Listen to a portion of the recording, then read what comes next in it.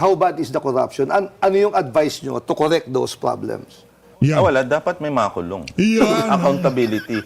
Kasi Correct. kaya umaapaw ang gamot, 11 billion ang naglulungad na gamot dyan. Kasi What's overstock naglulungad? Wait.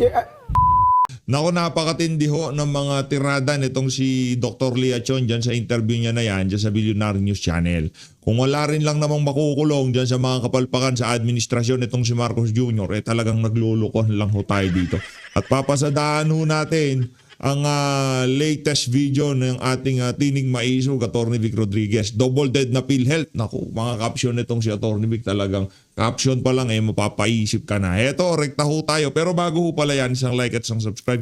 Masaya na ho tayo dyan at sa mga gusto sumali sa ating community, yung join button nandyan lang ho sa baba. Re-rekta ho kagad tayo dito kay Dr. Tony Liachon. Usaping ano ho ito, usaping kalusugan dahil bukas ho kasi hindi na ho natin gaanong mabababaran to dahil bababaran ho natin yung mangyayaring Blue Ribbon Committee dyan sa Senado. Pero hindi ho tayo, ika nga ano lang tayo dyan, hindi ho tayo nag-e-expect ng sobra. Ika nga ano lang yan, kumbaga so-so lang yung mangyayari. Wala tayong makikitang ika nga pangdiinan na kung saan may madidiin talaga yung totoong mga mastermind. Yan ho ang atin dyan mga kababayan. Rekta ho tayo sa sa interview nitong si Dr. Liachon. Curious lang Sa akin, yan ang nakita ko eh. Yung akin lang kasi ganito. No? Very clear naman sa saligang batas. Basic social services, education, health, housing. Malinaw yan. Oo. Kung nasa constitution yan, hindi denowing yan. Binoto ng tao yan. So, Exactly. it should be the priority. Exactly. Siguro minsan, the issue lang is, magkano ang pwedeng ibigay. Kasi minsan maganda ekonomiya, masama ekonomiya. But, you know, ang problema ko kasi, even if you have a policy, when I was mayor ho, pinasurvey ko, ano yung priority na sakit ng mga kababayan ko. So, that's the medicine we're going to buy. Anong klaseng sakit, anong expertise ang kailangan. Then we were going after preventive, hindi reactive in terms of health. Yun ang hindi ko makita sa gobyerno kasi natin. Wala eh. Kasi Yun ang hindi ko, national government. hindi kasi ang government pro-people. Dapat, parang si Lee Kuan Yew, nung tinayo niya yon, ang unang sasabihin niya, ang unahin ko human capital. For a small country na 6 million, dalawa ang concentration niya, health and education. Yes. So you have a fighting chance right now to be successful. Wala tayong pakialam dyan sa flood control na yan eh. Basta ang tingin ko, kung mag-corrupt sila sa taas, wala akong pakialam. Pero ang problema ko, galing akong probinsya, nakapag-aral ako, at healthy ako, buhay ako, Yan. I'm a doctor right now. So ang problema, hindi yan ang concentration ng any president. Dapat Mahusay yan. palaguin mo yung pondo. In fairness dito kay Dr. Liachon, isa ho siya sa mga medical expert na talagang ilinalaban ang kapakanan ng mga ordinaryong Pilipino. No? Kaya talagang pinapakinggan din ho natin yung mga sinasabi. Kumbaga, naku-curious tayo sa mga punto de vista niya. Hindi ho siya kagaya ng mga yung mga health advocates pero tahimik naman sila. Hindi ho sila nagsasalita dito sa mga, especially yung mga nasa gabinete ni Marcos Jr. Yung ipresenta nilang mga sarili na, akala mo talagang para sila sa kalusugan ng bawat isang Pilipino. Nung kinuha yung 60 billion sa PhilHealth, hindi naman sila kumana. Ngayon, ibabalik daw ang pera, gagamitin palang pambalik. Pera din ho nasambay ng Pilipino. Kaya naku-curious tayo kung ano itong double dead na PhilHealth na video nitong si Tinig Maisog, Atty. Vic Rodriguez. Doon lang PhilHealth. Bigyan mo ng education, makatapos ka, you have a fighting chance. Ito, akin lang po ito. Is it a question of no money or wrong priority? Kasi tignan nyo magkano yung budget ng guarantee letters? Aba, arbitrary yun eh. Precisely. Sa ngayon, yung ba, 51 billion. 51 billion. Yung bakila, Wala na raw endorsement letters ngayon. it doesn't matter eh. The mere fact that they created it, kung yung pera nyo nilagay lang sa health, Nilagay dapat sa PhilHealth. Kasi, malinaw yung tama yun. Tama The yun. endorsement letter, dapat ang sinasabi nyo, wag na endorsement letter, ilagay na lang sa PhilHealth yun. Hindi, ang personal opinion ko, buwagin na yung maipip na yan. Sinabi rin ni JB yan, author ng Universal Healthcare. At ilagay lahat sa PhilHealth. Kasi sa Universal Healthcare Law, ang PhilHealth, ang single payer dapat. Ngayon, may dalawa kang bulsa eh. Tapos Yes. yung Department of Health, hindi naman niya mandate na makialam sa finance system. Ang guarantee letter, doon ka magtataka, may nagbibigay ng 5,000, 10,000. Bakit iba 100,000? So, paano yun? Kaya parang ito lang huwag mong gawing sugal o isugal yung buhay ng ating mga kababayan, lalo na may sakit. Especially the low-income brackets. Exactly. Kasi when you talk to political offices, like my office when I was in government, di ba? I will refer you to our doctor. Kung may pondo kaming ganun. But in this particular case, ito, experience ko ito may makilala akong pasyente that they got more because they know the politician. Exactly. Kunyari, barangay captain ka, boss, kamag-anak ko yan, 100,000. Ang ibang mahirap, pipila dyan sa DSWD, let's say sa Quezon City, makukuha na lang 5 or 10,000. But hindi equitable. Yes. Kaya nga, Or based on yung sa finding ng expert. Magkano talaga kailangan mo, therefore ito mapupunta sa'yo. O itong serbisyo tsaka makukuha anong mo. sakit, at anong gamot, anong surgery. Kaya nga, kung lahat yan nasa PhilHealth, kay LGU ka, DOH ka, Doktor yun private ka, pare-pareho, pagdating mo sa statement of account mo, ay, heart attack ka, 500,000. Nasa PhilHealth yun. Ngayon, sa Department of Health, paano yun? Pero Dr. Tong, you're putting so much promise on PhilHealth when PhilHealth itself is not yet structurally prepared to handle all those things, the dreams that you have in mind. Hindi, Sorry, kasi- I don't think that's what Dr. Lachon is saying. What he's saying is, sa mga ospital, yung PhilHealth is part of the system. Exactly. no, no, Hindi it ka is na already. mamimili kung kasi ang zero balance billing sinasabi kasi DOH hospitals, ward lang. Oy, paano 'yun? Ang daming tao hindi alam ko sinasabi zero balance billing. So ang gulo-gulo doon.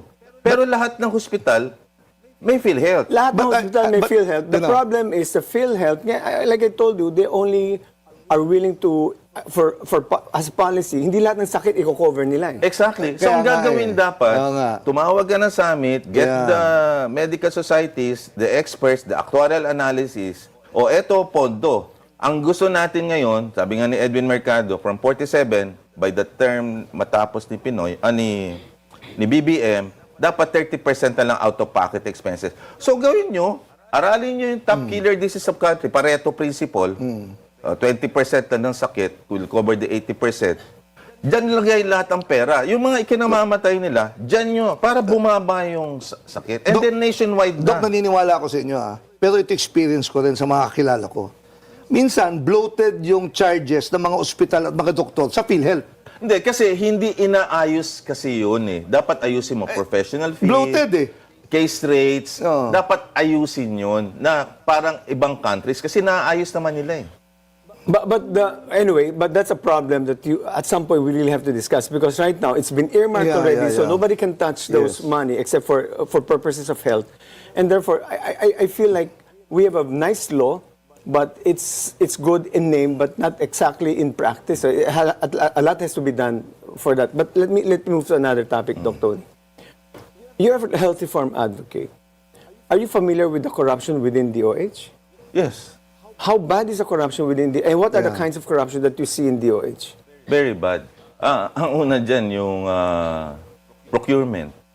Kaya maraming naghahangad sa posisyon na yan eh.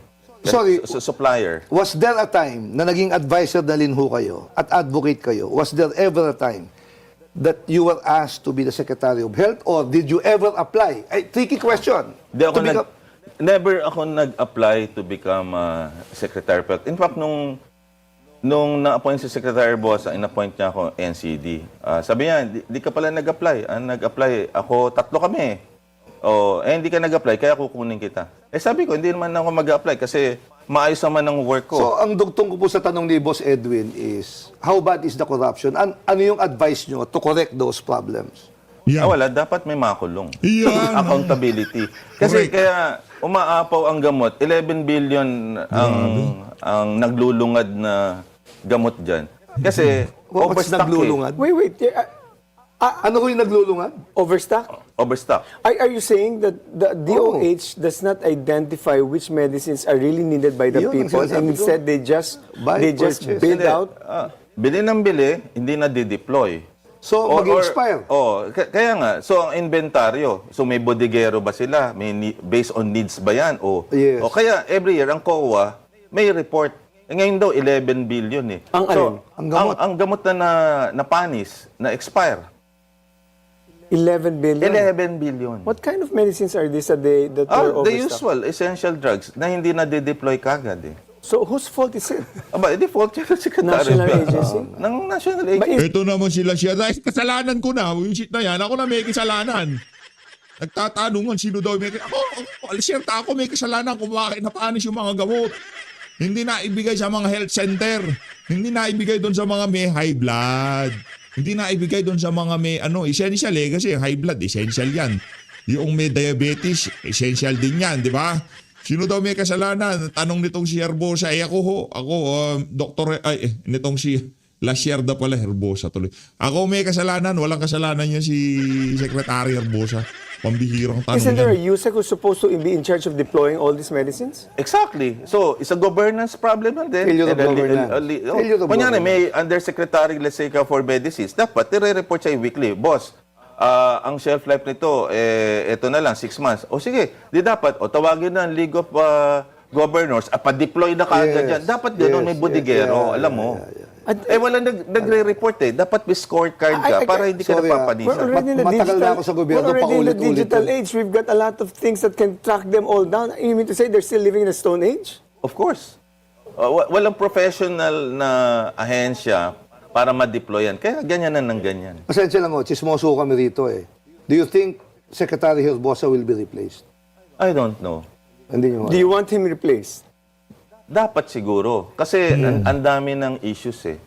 Kasi Can we recommend you to be the replacement?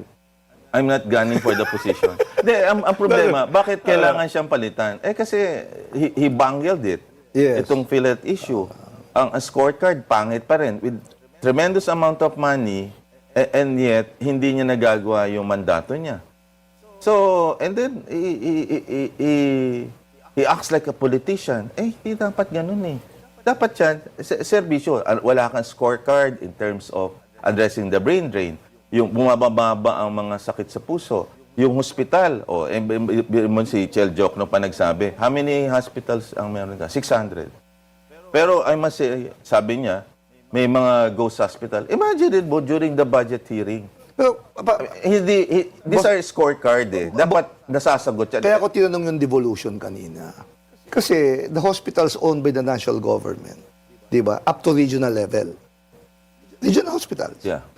Provincial hospitals, district hospitals, municipal and city hospitals. Local government yan.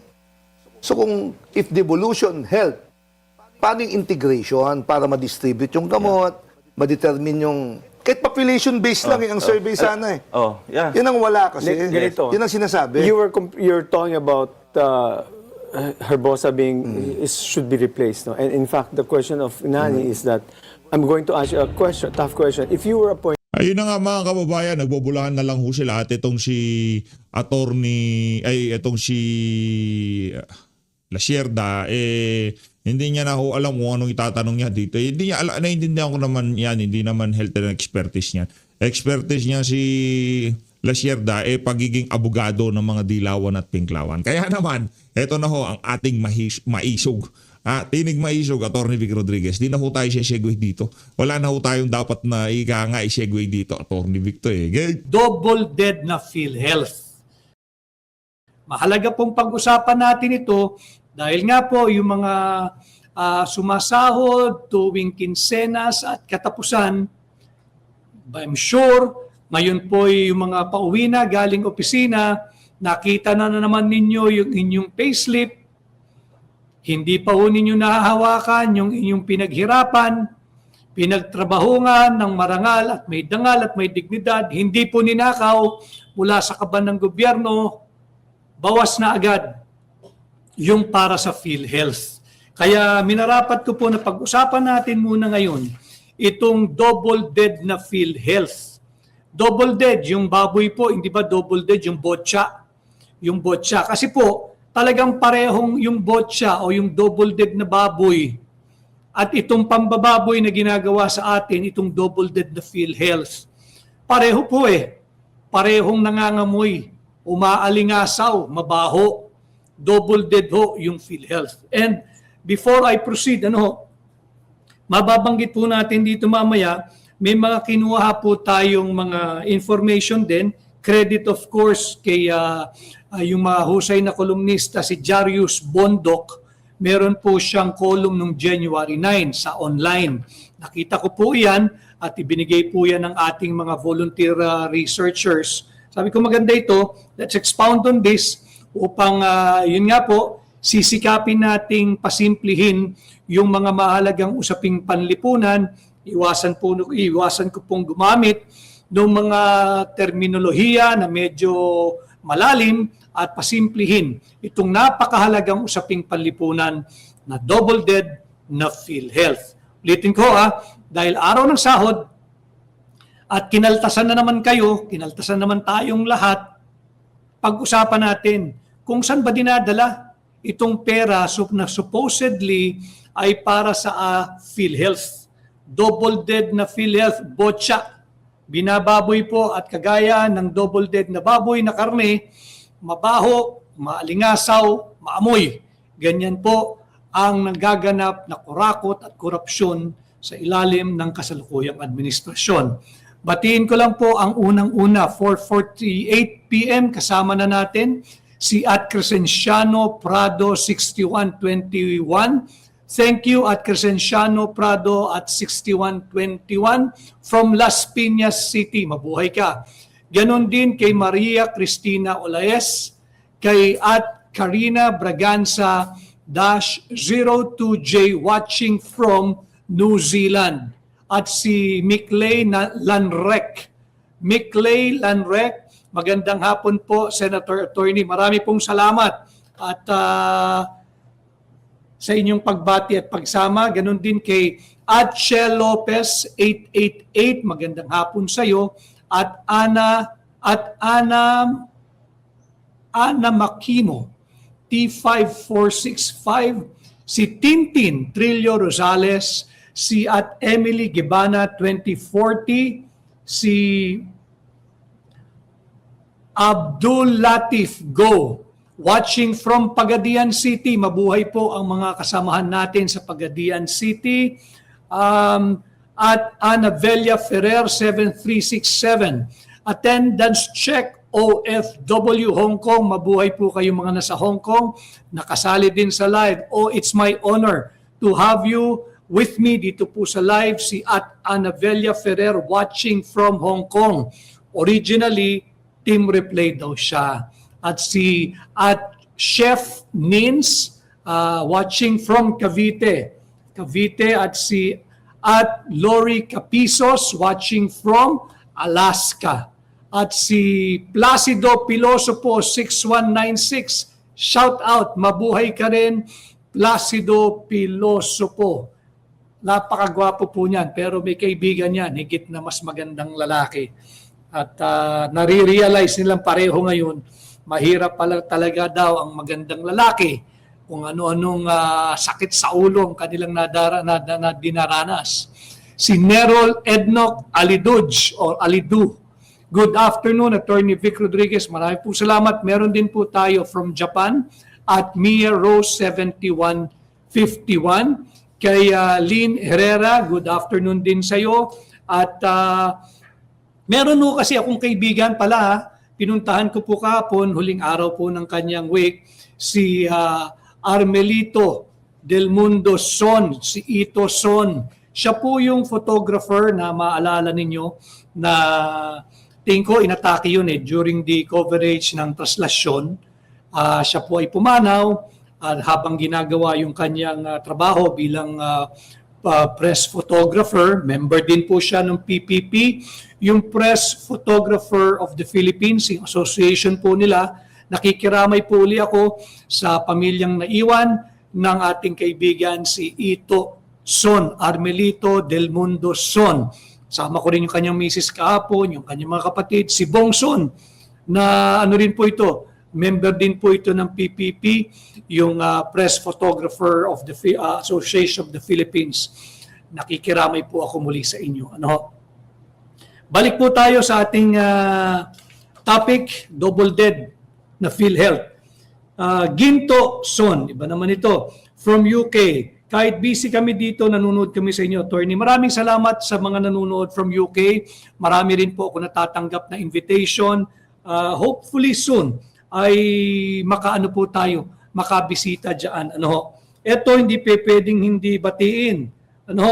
Ang nanay ni Third Floor Studio, nanay po ni Pam, si Mami Dolores Arceo.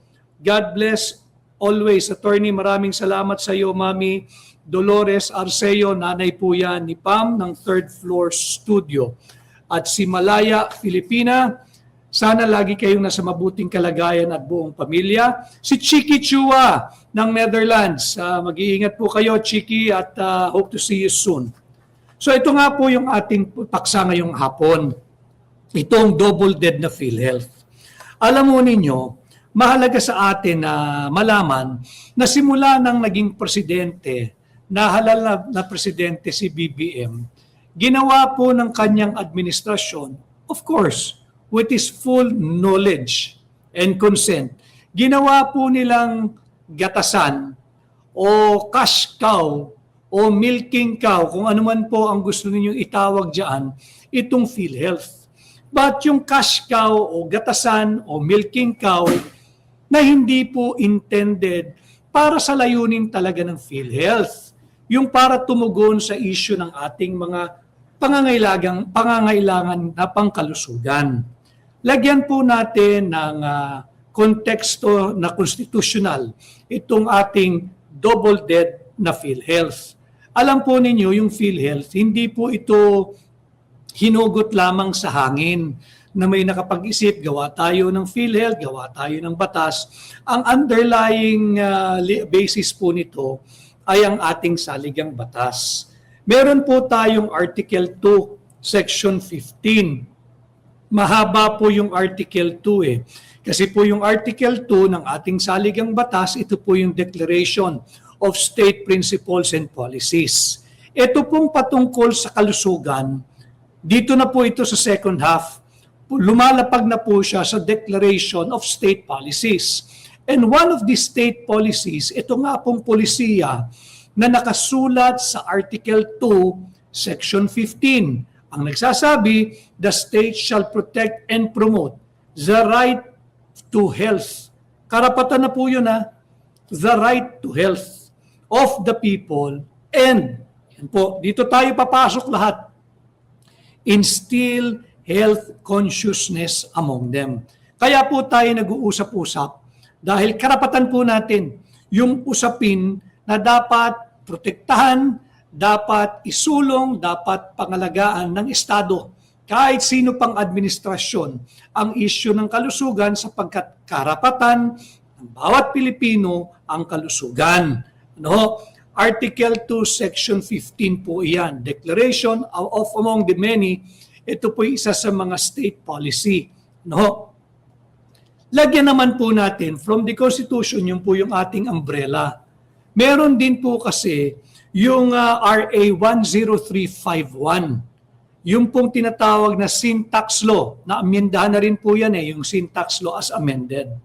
Doon po sa syntax law, para alam din po ninyo, dahil siyempre, nakita po ninyo yung inyong payslip na bawasin sa PhilHealth. And I'm talking to the direct contributors. Tayo, yung mga nagtatrabaho, meron tayo po yung direct contributors. Yung sa syntax law, as amended, meron pong provision dyan na 40%, 40% ng mga buwis na nakokolekta mula sa tabako, sa sigarilyo. 40% po yung nagmumula sa tobacco, sigarilyo, tabako, kung ano man na umuusok. At yung mga matatamis na inumin, soft drinks, yung mga nasa boteng matatamis, gumagamit ng sugar, whether natural or sweetener, yung mga maiinumihong matatamis, 40% po ng buwis na nakokolekta mula dito sa tinatawag na tobacco at sweetened beverages. Dapat po yan ay napupunta at ginagamit sa PhilHealth lamang. Walang ibang pwedeng paggamitan yan. Hindi ho pwede sa flood control. Hindi po pwede. Hindi po pwedeng pakialaman ng mga malilikot na kamay sa ilalim ng Marcos Jr. Administration itong pera ng para sa PhilHealth. meron pa pong isang batas, yung RA 11223. Naririnig nyo na po yan, last year pa natin dinidiskurso, nung tayo pa ay nagsampa na rin ng kaso dyan sa illegal, invalid, immoral, unconstitutional, unlawful, and criminal 2025 national budget, hindi ba? Yung RA 11223, ito naman po yung Universal Healthcare Law. Ano? So tatlo na po yon. Meron na tayong fundamental basis, yung ating pong Constitution, Article 2, Section 15. Meron po tayong tax law, yung RA 10351, at tumungo na po tayo ngayon sa Republic Act 11223 o yung Universal Healthcare Law. Bakit mahalagang pag-usapan po natin itong mga batas na ito? Dahil mamaya ipakikita ko sa iyo kung paano tayo binobotsa ng bangkaroteng Marcos Jr. administration pagdating sa pera nating lahat. Ano? Si Kiko Romulo watching from Korea. Hi Kiko, mabuhay ka, maraming salamat. Si Pinoy sa Belgium, mabuhay din po kayo. At Bebe Colin 2731, maraming salamat. At Baldi Visayan 56, laking budget pero sa magnanakaw lang, tama. So, yung RA 11223, marami pong salamat sa lahat ng ating live viewers na patuloy pong umaangat.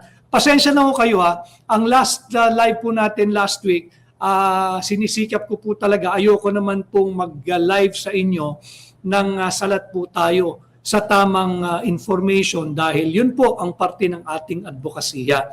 At marami rin po tayong mga hinaharap na bahagi ng ating advokasya sa Hakbang ng Maisog, sa Save the Philippines Coalition, sa ating pong profesyon, sa ating mga personal na obligation.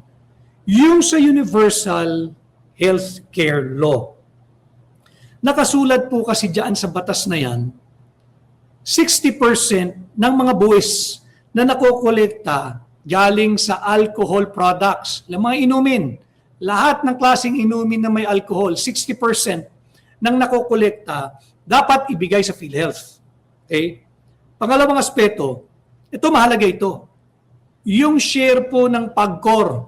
Yung PAGCOR ho kasi, yung regulator ng lahat ng sugalan dito sa Pilipinas, lahat ng casino, lahat ng mga online casino, land-based casino, yung 50% na remittance ng PAGCOR sa national government coming from their annual income, yung income po ng PAGCOR taon-taon, yung 50% po ng riniremit nila sa national government, dapat po iyan, walang ibang patutunguhan kung hindi sa PhilHealth. Pondo natin lahat, whether ikay direct contributor o indirect contributor. Yung pangatlong aspeto, kung PAGCOR 50%, yung PCSO, yung Philippine Charity Sweepstakes Office, 40% po ng kanyang charity fund, pagkatapos na po ng documentary stamp tax, 40%. Dapat po yan walang ibang patutunguhan kundi sa PhilHealth lamang. So pag nakita ninyo kung gaano dapat kalaki yung pera na ibinibigay sa PhilHealth, hindi po lahat ito natutupad. Makita ninyo, yung PAGCOR, bakit 50% ng kanyang riniremit sa national government dapat napupunta sa PhilHealth? Mandated po yan ng RA 11223, yung Universal Healthcare Law. Ganon din po, yung 40% na charity fund ng PCSO, dapat yan diretso sa PhilHealth. Bakit ginawa ng ganon ng batas? Kasi nga ho, babalik tayo doon sa Article 2, Section 15, yung declared state policy na meron yung karapatan po nating lahat.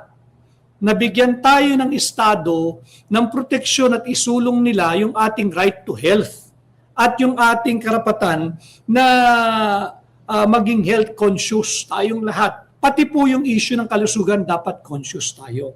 Bakit ginawang ganun ng batas? Kasi nga po, ayaw ng batas ng Universal Healthcare Law ng any similar or parallel institution kagaya ng PhilHealth. Isa na nga lang ho, universal nga eh.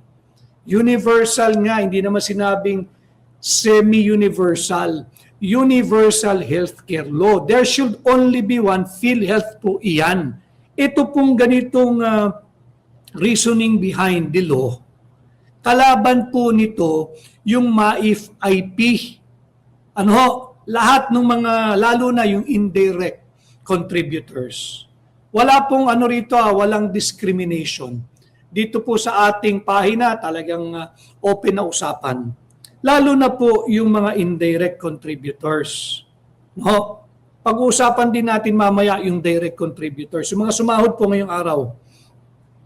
Ayaw ho kasi ng batas na nagtatag sa PhilHealth. Yan, yung sourcing ng funds yan, malinaw po dyan. Wala dapat kalaban ang PhilHealth. Isa lang yan. Universal Healthcare Law nga ang tawag. Universal. Lahat tayo. Kasi po may pang-apat na aspeto yan. Meron pong tinatawag na automatic enrollment. Lahat po tayo ay miyembro ng PhilHealth. Lahat po tayo dapat ay nakikinabang sa PhilHealth. Kaya, isang malaking pangbubudol itong linalaman ng 2026 budget na naman ng Marcos Jr. Administration kung saan binuhusan ng malaking pondo yung MAIF-IP. Yung MAIF-IP. Ito po yung medical assistance for indigents and mga nangangailangan po ng tulong. Doon po sa budget ngayong taon, doon po sa NEP, yung budget po ni Bongbong Marcos na sinumite niya sa Kongreso, yung MAIF-IP sa NEP, 24.2 billion lamang. Nung dumaan po ito sa 2026 BISCAM, yung BISCAM pa rin po yan. Wag ho kayong maniwala na malinis po itong budget ng 2026. From 24.2 billion, President's budget po ito, tinira na naman po ng Bicameral Conference Committee. Ginawa po nilang 49.16 billion. At pagdating dito sa pinirmahan ng kasalukuyang administrasyon, total of 51.6 billion. Mahalagang alam po ninyo, yung may mga pencil, yung gustong mag-notes, meron pong inangat na 113% increase yung MAIF-IP ng 27.4 billion ang inangat. From the original submission ng Office of the President na 24.2 billion, lumobo po ito na dagdagan ng 27.4 billion o 113% increase. Ang lumabas po sa GAA ay 51.6 billion pesos. Ano naman po ang koneksyon nito sa binotsa o double dead na PhilHealth? Para po sa kaalaman ninyo, ayaw po kasi ng batas talaga na merong ibang paglalaga ka ng pondo pagdating sa usapin ng kalusugan. PhilHealth lamang. Yung MAIF-IP, sa dissenting pananalita, parallel po itong tumatakbo, parallel with PhilHealth. Pero sa lingwahe po ng mga durobo at buhaya sa Kongreso, yung mga kababayan natin, alam mo ninyo, pag may sakit ka na, lalo pat mahirap ka, tinatanggal po ng PhilHealth sana yung lubos na gagawing miserable ang buhay natin. Yung may sakit ka na, mahirap ka na, paglilimusin ka pa.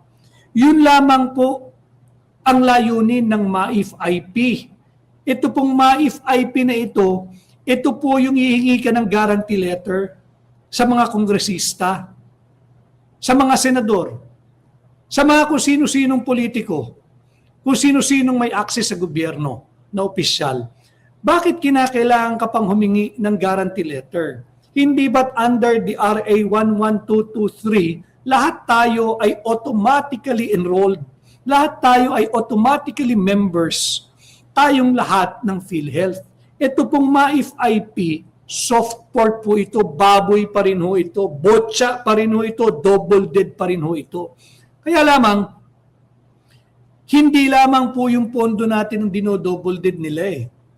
Pati po, tayong mga direct contributors, ay binobotya ng mga kurap at kurakot na politiko. Imaginin ho ninyo, yung 2026 MAIF-IP, meron po silang dinagdag na 27.4 billion. 27.4 billion ang idinagdag po nila sa MAIF-IP. Samantala, ang laki-laki po.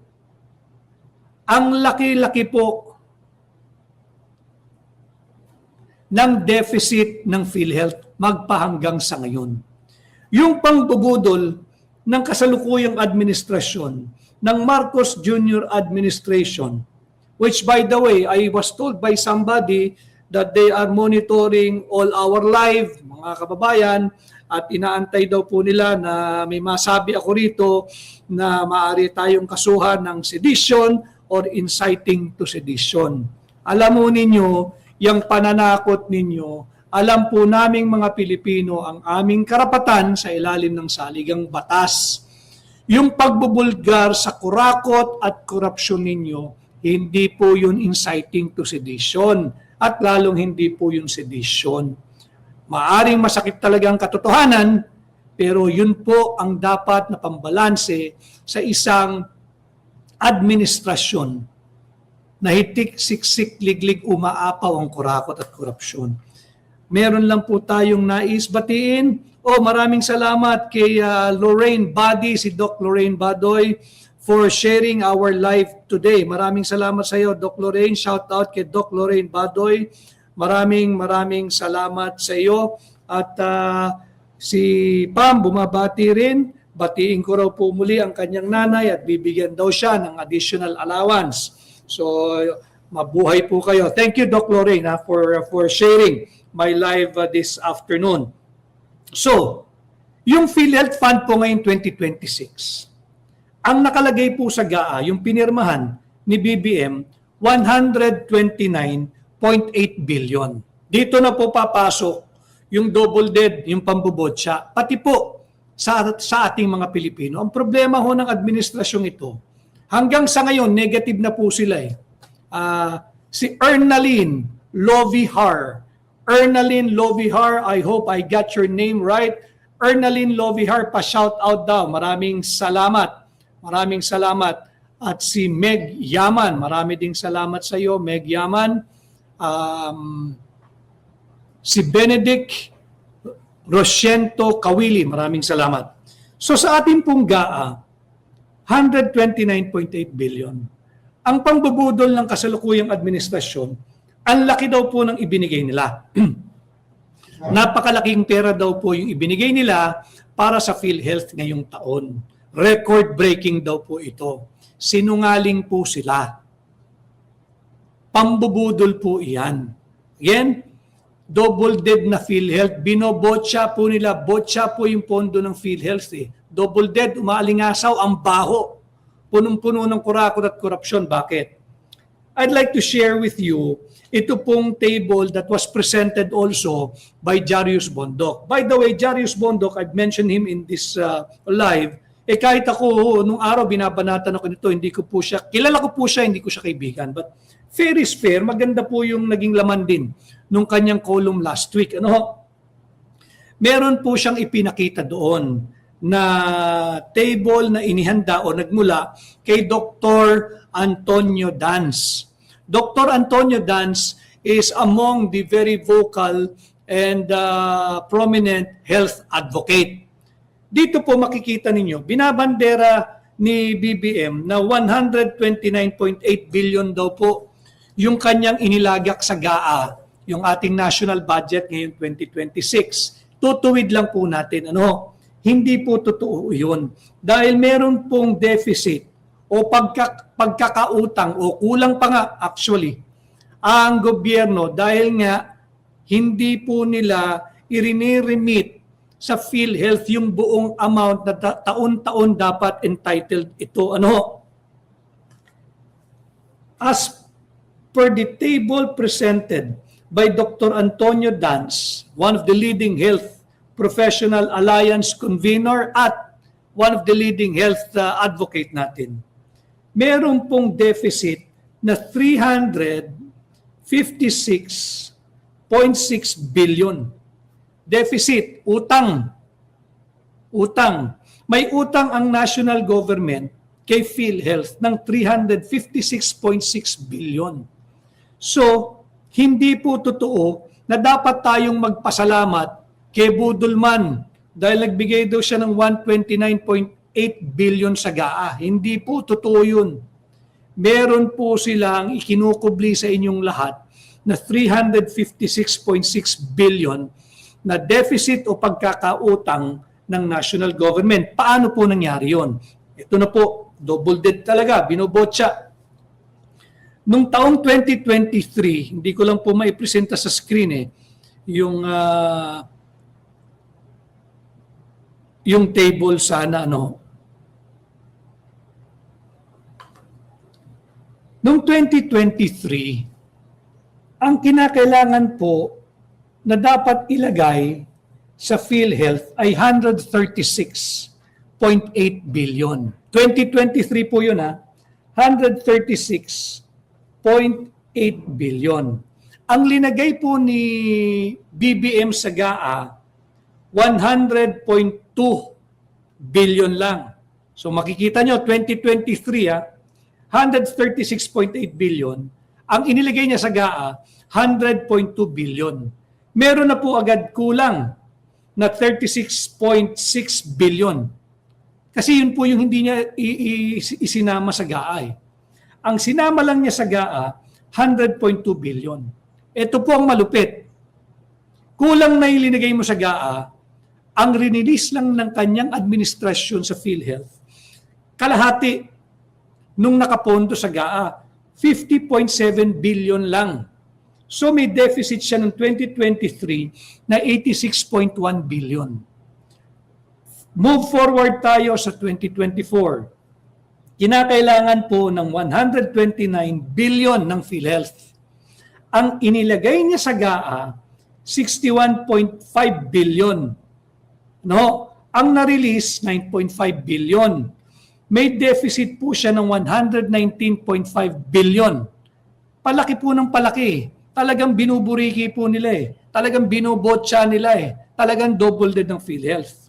Ngayon, 2025, last year, ang kinakailangan po ng PhilHealth, 151 billion. 151 billion ang kinakailangan ng PhilHealth noong 2025. Ano pong ginawa ng magaling na BBM? Binigyan po sa GAA ng zero budget ang PhilHealth last year. Zero, itlog, wala. Walang pera PhilHealth last year. Di ba? Huwag ninyong kalilimutan sapagkat umaatake na naman po yung kanilang mga propaganda at naghahanap naman ng pamatay sunog.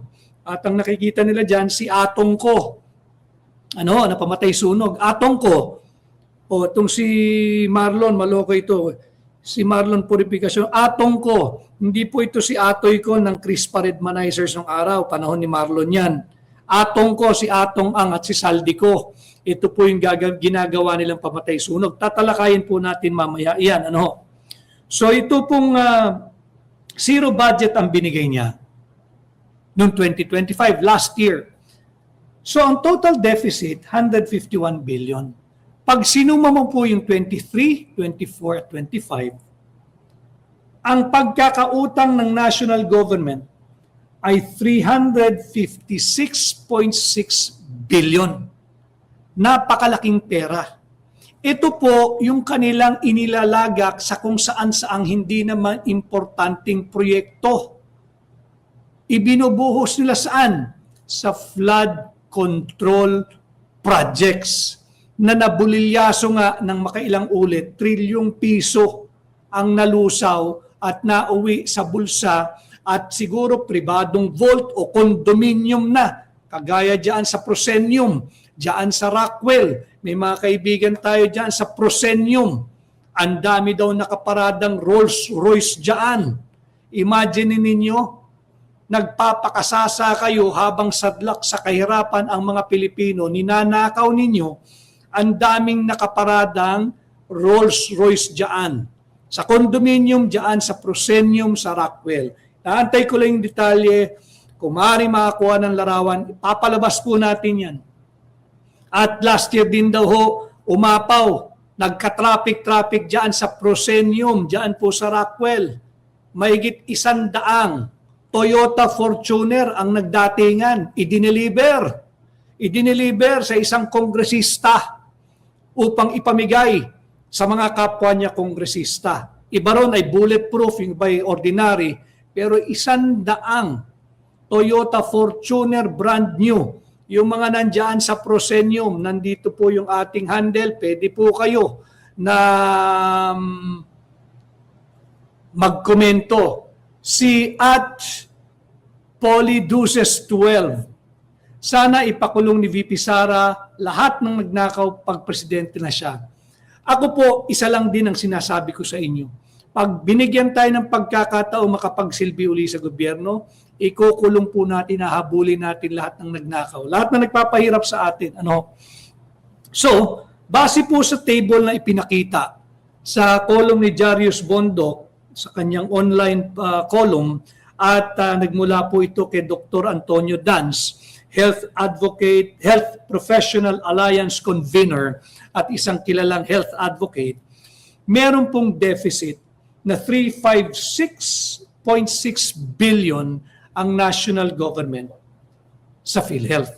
Ngayon, alam po ito ni BBM at alam din po ito, problema niya na kung hindi niya alam, we presume that he knows because he is the president at siya yung siyang primarily task to enforce all laws of the land. Violator numero 1 po yan . Ang kasalukuyang miyembro po ng PhilHealth, i-check niyo po ito, ang source po natin ay yung PhilHealth website. Kagaya nga po ng aking sinabi, dito po sa ating pahina, sinisikap ko po na mabigyan kayo ng tamang information. We do our share of research. Angelica V. Davila, kamusta ka? Maraming salamat. Bati lang ho tayo para mabawasan. Alexa Soroka, maraming salamat. At meron din ako nakita kanina, may nagpadala po ng mensahe. Batiin ko lang ho hanapin ko lang. Si @Diana Sanchez -U4Q. Paki-shout out po kay BBM. Itin ko @Diana Sanchez -U4Q. Paki-shout out po kay BBM na wag na siyang magpunta sa mga bansang mayroong Pilipinong OFW. Naku po, lahat ng bansa yun. Nahihiya lang kami, ikinahihiya lang namin siya. Wag na niya kaming ipahiya. Ito po'y ayon kay @Diana Sanchez -U4Q. Yun po ay mensahe diretsyo sa isang overseas Filipino worker. So, ang kasalukuyang miyembro po ng PhilHealth ay 106,235,882. Ba't po nagkaganon? Breakdown lang po natin. Yung direct contributors, kaya nga po ito yung ating top topic ngayon, araw ng sahod, yung mga kinakaltasan at yung mga nagko-contribute na galing sa kanilang pitaka. Ang direct contributors so ay 37,041,945 plus yung kanilang dependents na 27,996,436. Ang total po ng indirect contributors yung naguhulog buwan-buwan, 65,867,427. Ito pong 65 million, kayo po yun, kasama rin po ako dito. 65,867,427 direct contributors and dependents. Agalit po kayo. Linoloko po kayo ng administrasyon sapagkat hindi ibinibigay yung perang dapat sa PhilHealth. Dagdagan pa po natin. Yung indirect contributors, 24,477,099.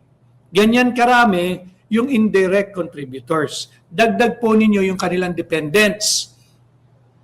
Ang kanila pong dependents ay 16,720,402 for a total of 36,877,846. So yun po yung kabuuang universe o saklaw o miyembro ng PhilHealth sa ngayon. 106,235,882. Ganyan karami. Ano po ang significance nito? Yung indirect contributors, meron po itong additional na suporta mula sa budol administration sa pamamagitan ng ayuda. Itinago po nila yung ayuda, hindi ba sa DOLE, yung programang TUPAD at sa DSWD. Diyan nila itinago yung kanilang additional na tulong o suporta.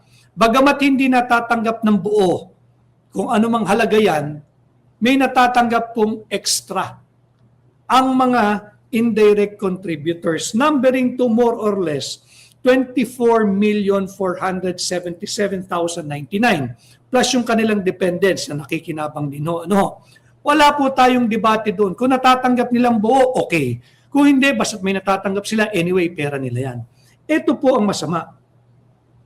Yung direct contributors, kayo po, tayo, yung sumasahod ng AGIS at tuwing abente, yung sumasahod ng kinsenas at katapusan, kinakaltasan po kayo. Kaya nga po kayo direct contributors eh. Pero, wala kayong additional na benepisyo. Walang tax break. Kahit man lang sana, isang buong buwan sa loob ng isang taon, huwag tayong pagbayarin ng ating income tax due. Bakit? Hindi nga tayo nabibigyan ng additional na tulong. Hirap na po tayong lahat. Hirap na kayo. Kuba na ho kayo kakakayod Ngayon, January 15, yung sumasahod ng kinsenas at katapusan, unang sahod sa taong 2026. Kayo po yung kinakaltasan. Essentially, tinatakpan ninyo yung kakulangan ng napakakurap at kurakot na administrasyon. Bakit? Yung inyong contribution, yun din ho ang nagagamit to pay for the needs and the expenses of the indirect contributors. Bakit po natin nasabi yan? Kulang nga ho yung riniremit ng gobyerno Hindi riniremit yung 50% na galing sa PAGCOR, yung 40% charity fund, at yung pinakita po natin sa inyo kanina, yung binanggit ko sa inyo na table. Ito po, meron pong larawan dito, medyo maliit, pagtsagaan nyo na lamang po,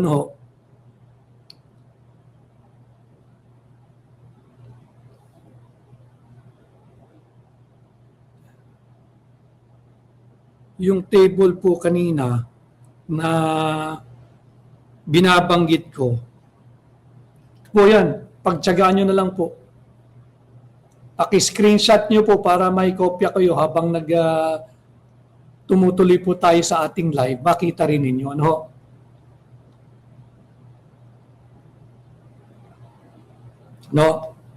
So dyan, ang significance po nito, may nauwi pa ho ba kayong sahod? Bukod dito sa kinakaltas sa PhilHealth, wala pong additional na benepisyo yung mga manggagawa, yung mga empleyado. Kinakaltasan, pati dito sa PhilHealth, and yet, hindi po ibinibigay ng national government under the Marcos Jr. administration yung perang dapat sana ay sa PhilHealth. Itong 129.8 billion, pambubudol po na sinasabi nilang pinakamalaking budget na raw po ito. Hindi o. Tatandaan ninyo yung 60 billion na ipinasosoli ng Korte Suprema. 60 billion at yung 74 billion na dapat funding ng 2025 na zero. Yun pa lamang 134.431 billion na ho yun Kulang po itong 129. Ito pa po ang masaklap. Ang sabi ng Korte Suprema, isoli yung 60 billion. Kung saan man po nila linagak, kung saan nila tinago, dapat binawi nila, ibinalik nila sa PhilHealth. Napakatalamak po talaga ang pambubudol. Yung 60 billion, kinuha na naman po sa inyo. Kinuha na naman po sa inyo. Kinuha na naman po sa atin. Inilagay sa GAA. Isinama sa GAA ng 2026. Ibig sabihin, galing na naman yun sa buwis na ating binabayaran. Buwan-buwan. Yung iba quarterly. Yung iba depende sa transaksyon. Galing pa rin po sa buwis nating mga Pilipino yung 60 billion na ibinalik nila sa PhilHealth. Ninakaw nga nila yung 60 billion eh. Dito lang sa Pilipinas, under Marcos Jr. administration, pag nagnakaw yung mga tiwali sa gobyerno, ang magsosoli ng ninakaw ng mga kawatan, tayong mga Pilipino. Kanya nga, double dead. Hindi lang yung PhilHealth, kundi pati yung mga manggagawa, yung direct contributor, tayong mga Pilipino. Ano po yung prueba natin? Na ang author or mastermind ng kurakot at korupsyon sa gobyernong kasalukuyan, sa administrasyong kasalukuyan, walang iba kundi si BBM. Hindi po natin kinakailangan magpakalayo-layo eh. The fact that he signed the unconstitutional, invalid, unlawful, criminal 2025 national budget, yun po ay prueba na si BBM ang mastermind ng kurakot at korupsyon sa kanyang sariling administrasyon. Bakit? Yung initial funding sa sarili niyang budget, panukala niya mismo nasa NEP noong 2025, 74 billion ang dapat funding sa PhilHealth. Pinirmahan niya yung GAA knowing fully well na zero yung earmark fund. Zero yung ibinigay para sa PhilHealth noong taong 2025. Pinirmahan niya, kanya nga naging GAA yung GAB. O hindi ba, ikaw mismo ang mastermind o author ng malawakang kurakot at korupsyon sa ilalim ng iyong pamumuno at administrasyon. Prueba yung kanyang pagpirma sa NEP ng 2025. At ang mas masaklap po dyan, yung kagaya nga po ng sinabi ko, hinayaan niyang kunin ng dating Finance Secretary, si Ralph Recto, ES niya ngayon, yung 60 billion ng PhilHealth. Di ba? Tapos nung may deklarasyon ng unconstitutional, ang Korte Suprema ipinababalik, ang nagbalik po ng 60 billion kinuha nila, walang iba kundi tayong mga Pilipino. Isinama nila sa GAA. Kaya naman, hindi rin po titigil yung mga iba't ibang sangay at sektor ng ating lipunan. Tatandaan ninyo, December 2021, courtesy of Business World, hindi ba? Nagsampa na po yung Save the Philippines Coalition. Mga miyembro po ito ng Save the Philippines Coalition. Nagsampa na po ito ng plunder at malversation laban kay Ralph Recto, kasalukuyang Executive Secretary at dating Secretary of Finance. Hindi pa po ito naaaksyonan ng Ombudsman. Makikita ninyo kung paano talagang nasasalaula at sinasalaula ang proseso. Kanya naman kanina, courtesy of the online site ng Batas PH, meron na namang grupo ng mga doktor, abogado at iba't ibang professionals ang nagsampa na naman ng kaso. Ganon din, malversation laban kay Ralph Recto. Bunsod ng 60 billion kinuha nila na pondo ng PhilHealth. Dito makikita